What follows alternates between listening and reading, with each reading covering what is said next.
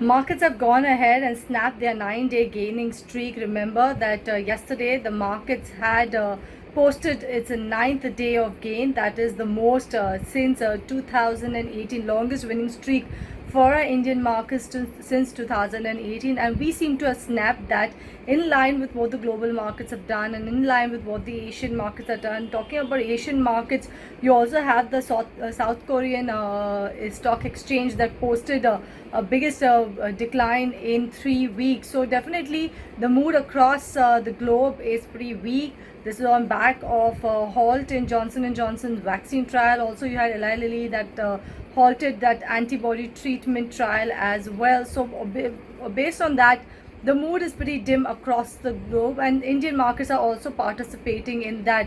So among the top sectoral losers, you have energy index, as well as you had your pharma index and IT index that are declining in trade today. With the energy index, it's the top sectoral loser. Like I mentioned, NTPC is leading the decline on that particular index. NTPC has fallen most in almost 7 months. Talking about the IT index has declined for the first time in 13 days. You have Wipro that's declined most in about 7 months post their Q2 earnings, and as well as announcing a buyback. You have Coforge that's declined most since May 14th. You have Tech Mahindra that's declined most since September 24th. Mindtree has declined for the first time in 8 days. You have HCL Tech that's declined for the first time in 5 days. And Infosys that's declined for the first time in 9 days. So that's how your IT performance has been. Let me talk about the gainers that's there today. You have Karnataka Bank that's gaining in trade post their Q2 earnings. The net profit rose by about 12.7%. Also, if you look at the gross NPA, it stood at about 3.97% in Q2 versus 4.64% on a quarter-on-quarter basis. So definitely the gross NPA has eased, and that is also you can see in the stock prices. The stock is gaining in trade today. Another one that's buzzing on back of the earnings is Tata Steel Long Products. The stock is locked in 20% upper circuit. That's the most that it has gained in over 6 years.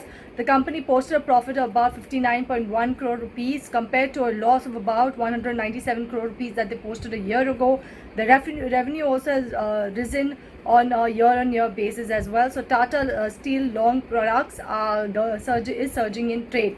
Let me take you through the stocks that have hit their 52-week high today. You have Jindal Stainless, you have SBI Cars that is at record high level.